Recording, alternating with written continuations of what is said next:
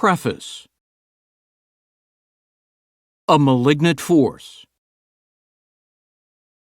If you are somebody who's being falsely accused of something, you would tend to view the investigation as a witch hunt. Attorney General William Barr, Senate Testimony, April 10, 2019. Inventing a lie is easy. Spreading a lie is even easier. Uncovering the truth is hard. The truth will always have enemies. It is the inherent vice of corrupt men.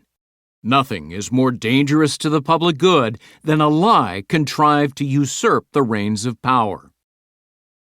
Witch Hunt is the story of a pernicious lie that was invented and spread in a collusive effort to sabotage the election of Donald Trump. When the plot failed, the objective shifted. Newly aggressive tactics were deployed to destroy his presidency, undo his election, and drive him from office. There was never any credible evidence that Trump was a Russian agent. There were no seditious acts that he cooked up with the Kremlin. It was a damning fiction that constitutes what is surely the dirtiest political trick ever perpetrated in politics. The most amazing part, now that the truth has been revealed, is how widely the lie was believed. How did a handful of government officials create the greatest mass delusion in American political history? What people tend to forget about witch hunts is that there are no real witches, but the hunt persists because of an overwhelming and irrational desire to believe there must be witches. The absolute, unshakable faith in the impossible is what makes a witch hunt possible. Trump's enemies, blinded by their own bias and hatred, argued that he could not possibly have won the presidency absent some nefarious cabal to steal the 2016 election. To them, no other explanation made sense.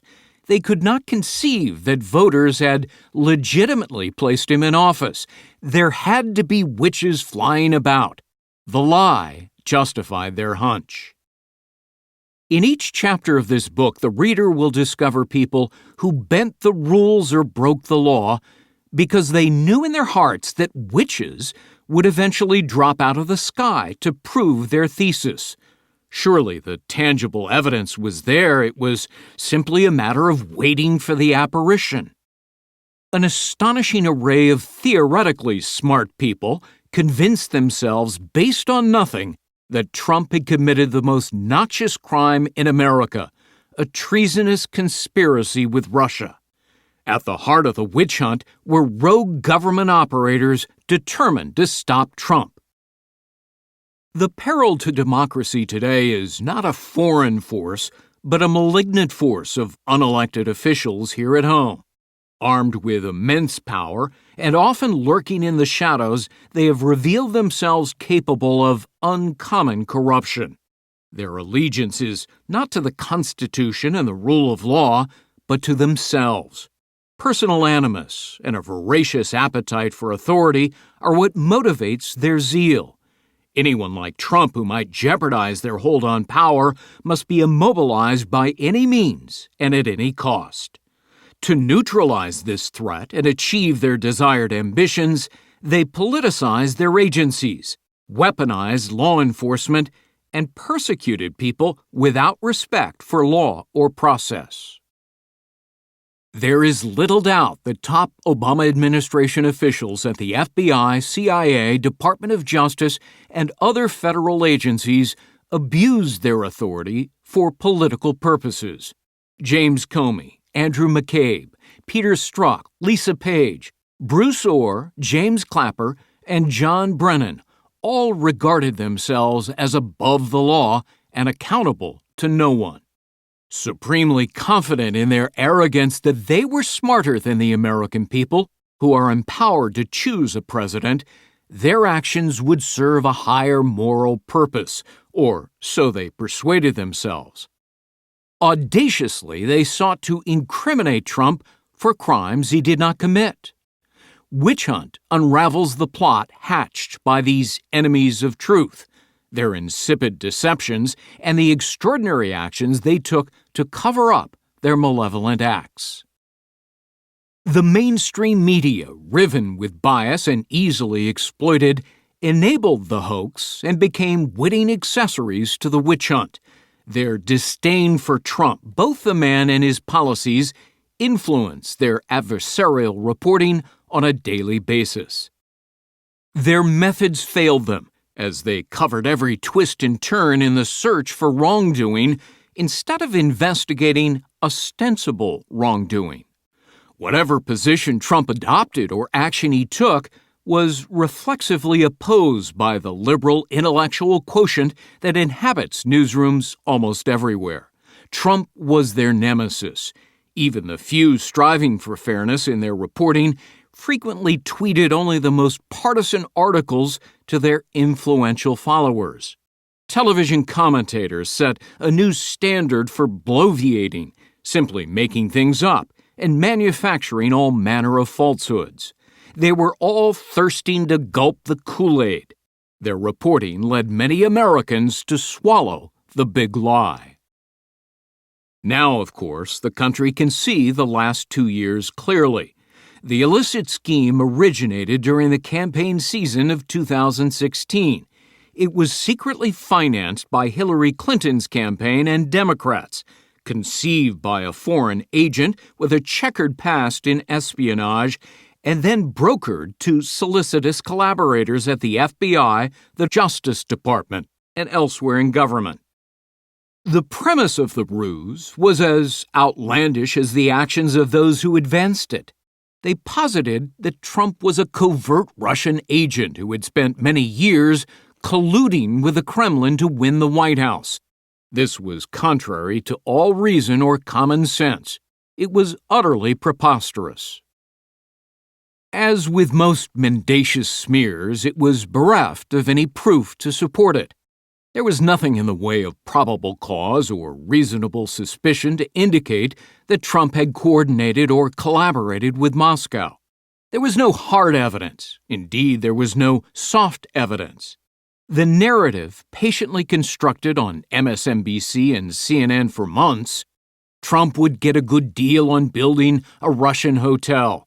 Trump hires Russians to hack the DNC. And then the Russians secretly control our foreign policy, doesn't even make sense. Trump did not conspire or, if you like, collude with Russia to influence the election. Others were colluding to frame him. The first seeds of the canard appear to have been planted by the CIA under the partisan stewardship of Director John Brennan, who loathed Trump. The idea slowly germinated as Clinton sprinkled her campaign speeches with tenebrous references to her opponent's patriotism, suggesting a veiled fealty to Russian President Vladimir Putin. It was rubbish, of course, but it tended to arouse the kind of suspicion that only political bombast during an election can engender. Clinton then took it a step further, fertilizing and harvesting the idea. Through a series of discreetly disguised transactions that served as firewalls, her campaign and the Democratic National Committee hired a former British spy by the name of Christopher Steele, who conjured up an anti-Trump document known as the dossier. In a series of 17 successive memos penned over a 6-month period in 2016, these specious documents spun a fantastic tale of how Trump associates and the candidate himself had consorted with sinister Kremlin officials in an elaborate effort to pervert the election. As Steele disseminated his scribble, he confided to a high Justice Department official by the name of Bruce Orr that he detested the Republican nominee and was desperate to prevent him from ascending to the presidency. The end would justify the means, even if that included falsifying or fabricating evidence against the candidate he despised. Over several months, and with remarkable stealth, Orr propagated the information to the FBI, which was already working secretly with Steele, who had been on the Bureau payroll since early 2016. At its core, Steele's dossier was based on little more than multiple hearsays from supposed Russian sources who were largely anonymous. It is quite possible that those unidentified sources never existed at all, or in the alternative, the ex-spy was fed Russian disinformation to the amusement of the Kremlin. Senior FBI officials well knew the sketchy provenance of the dossier and the mutable character of its author. Indeed, they had been warned. They didn't care. They also knew that the accusations contained therein were so dubious and unverified that they could never be used in court or to initiate a formal investigation of its target. Yet, undeterred by the constraints of law, the FBI used them anyway. Top officials exploited the dossier as a pretext to launch their investigation of Trump in direct violation of the regulations that govern initiating such a probe. In essence, the outlandish rumors fueled by the partisan enemies of Trump and the lawlessness of the FBI created the biggest political con of all time, a deliberate deception that managed to dominate and to some extent disable the Trump presidency. The FBI first got its hands on the dossier on July 5, 2016, the very day that Director Comey stood in front of television cameras to absolve Clinton of various crimes for mishandling classified documents. As he twisted the facts and distorted the law, one of his agents was furtively meeting with Steele in London. When the agent read the document, he was stunned and remarked, "I have to report this to headquarters."